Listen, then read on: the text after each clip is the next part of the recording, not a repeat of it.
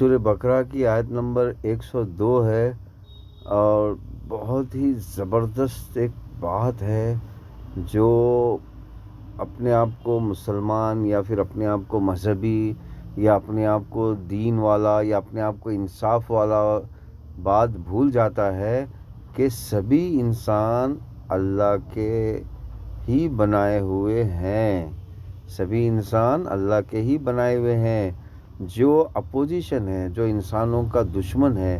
وہ انسانوں کا دشمن چالاکی سے ایشور کے بنائے ہوئے انسانوں کو چوری کر کے اپنے ٹولی میں شامل کرتا ہے۔ اب اس کا چوری کرنے کا جو طریقہ ہے وہ مختلف ہے، جیسے کہ خیال کو بدل کر اپنے ٹولی میں شامل کرتا ہے، یا پیسوں کا لالچ دے کے اپنے ٹولی میں شامل کرتا ہے، یا کسی اور چیز کا لالچ دے کر اپنی ٹولی میں شامل کرتا ہے۔ تو اللہ تعالیٰ سورہ الکہف کی 102 کی آیت میں یہ بتا رہے ہیں کہ تم لوگ اپنی شیطانیت کو چلانے کے لیے میرے بندوں کو ہی چوری کرتے ہو، اور پھر میرے بندوں کو میرے اچھے بندوں سے لڑواتے ہو، اور تم یہ سوچتے ہو کہ میں دور میں صرف تماشا ہی دیکھتے رہوں گا۔ بالکل نہیں، میں ان کا ٹھکانہ، ان کے مہمان نوازی جہنم سے کر دوں گا، اور جو یہ ان کے لیے خاص بنا دیا گیا ہے۔ افحسب الذین کفروا ان یتخذوا عبادی، یعنی کہ میرے بندوں کو لوگ من دونی اولیائی، انا اعتدنا جہنم للکافرین نزلا، تو ایسے بندے کافر ہیں۔ تو میرے پیارے بھائیوں اور بہنوں، اب جیسے کہ مثال کے طور پہ اللہ تعالیٰ نے آپ کو بیٹا دے دیا، لیکن آپ بیٹے کو اللہ کا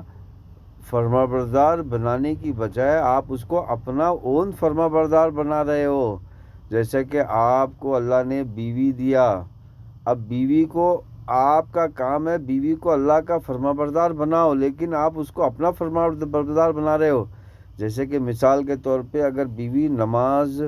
جماعت کے ساتھ، اس کو بھی فرض ہے جماعت کے ساتھ نماز پڑھنا، لیکن کبھی آپ نے وہ ذکر نہیں کیا، لیکن اگر آپ کے کھانے میں یا آپ کے رہن سہن میں کچھ گڑبڑ ہو جائے تو آپ برابر اس کے اوپر ڈانٹتے ہو۔ یعنی کہ بیوی کو یہ کہہ رہے ہو کہ بھیا دیکھیے، اللہ کو مانو نہ یا مانو، اللہ کی اطاعت کرے یا نہ کرے، لیکن میری بات سننا، مجھے خوش کرنا آپ کا کام ہے۔ اس طرح آپ اپنا غلام بنا لیتے ہو۔